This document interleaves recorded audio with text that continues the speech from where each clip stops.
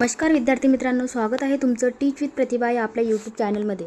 तर बघा विद्यार्थी मित्रांनो, ज्यांनी GMC नागपूर आणि धुळे साठी ज्यांनी अप्लाय केले असतील तर तुम्ही सध्या आता त्या परीक्षेची वाट बघत आहात। विद्यार्थी मित्रांनो, मला खूप विद्यार्थी मित्रांचे मेसेज येतात का मॅडम GMC एक्झाम कधी होणार आहे। तर बघा विद्यार्थी मित्रांनो, ही एक्झाम केव्हा होणार आहे तर बघा, ग्रुप डी ची ज्या जागा आहेत त्या GMCच्या नागपूर आणि धुळेसाठी प्रसिद्ध झाली होती आणि नागपूरसाठी 680 जागा होत्या आणि धुळेसाठी थोड्या कमी जागा होत्या। तर यामध्ये 10वी पासवर ग्रुप डीचा परमनंट मेडिकल कॉलेजच्या जागा आहेत। तर तुम्ही IBPS मार्फत तुम्ही त्यांचे फॉर्म भरलेले आहेत विद्यार्थी मित्रांनो। तर त्यांच्या परीक्षाबद्दलच ऑफिशियल वेबसाईटवरती अजून तरी काही अपडेट आलेलं नाही आहे। तर नेमक्या परीक्षा कधी होतील तर अंदाजित माहिती आपण या व्हिडिओमध्ये बघणार आहोत। तर व्हिडिओ शेवटपर्यंत बघा।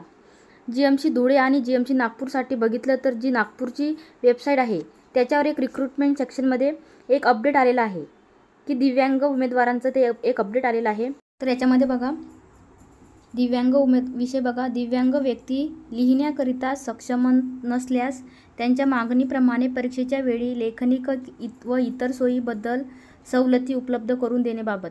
तर म्हणजे याच्यामध्ये एक त्यांनी जे दिव्यांग व्यक्ती आहेत ते त्यांच्यासाठी एक महत्त्वाची सूचना दिलेली आहे। म्हणजे आपण एक अंदाज लावू शकतो की लेखी परीक्षेची त्यांची तयारी एक चालू झालेली आहे। लेखी परीक्षेची तयारी त्यांची चालू झालेली आहे। त्याच्यामुळे त्यांनी दिव्यांग व्यक्ती उमेदवाराकरता मार्गदर्शक सूचना दिलेली आहे।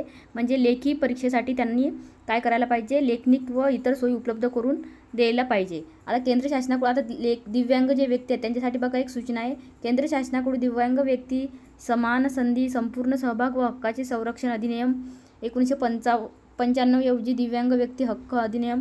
म्हणजे याच्यामध्ये एक ना लेखी परीक्षा केव्हा होऊ शकते याच्यातून आपण एक अंदाज घेऊ शकतो का तुमची लेखी परीक्षेची तयारी त्यांची ही एक चालू झालेली आहे, प्रोसेस त्यांची चालू झालेली आहे। म्हणजे तुमची मार्च एंडिंगपर्यंत तुमचं एक GMC नागपूर धुळेचं हॉल तिकीट येण्याची एक दाट शक्यता आहे विद्यार्थी मित्रांनो। तर जास्तीत जास्त विद्यार्थ्यांपर्यंत शेअर करा आणि तुम्ही तुमचं एक प्रिपरेशन चालू राहू द्या विद्यार्थी मित्रांनो। लवकरच हॉल तिकीट तुमचे येणार आहेत। तर बघा विद्यार्थी मित्रांनो, बाकी ZP तसेच आणखी MIDC असेल, आणखी आदिवासी विभाग भरती असेल तर यांचेसुद्धा लवकरात लवकर हॉल तिकीट येणार आहेत विद्यार्थी मित्रांनो। तर मला भरपूर विद्यार्थी मित्रांचे मेसेज येत होते का GMC एक्झाम कधी होणार आहे मॅम।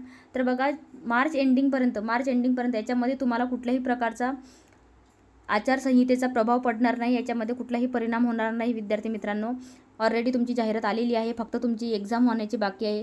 तर त्याच्यामुळे आचारसंहितेचा विचार करायचा नाही। आचारसंहिता लागली तरीसुद्धा तुमची एक्झामची डेट ही हॉल तिकीट येण्याची शक्यता आहे मार्च एंडिंगपर्यंत।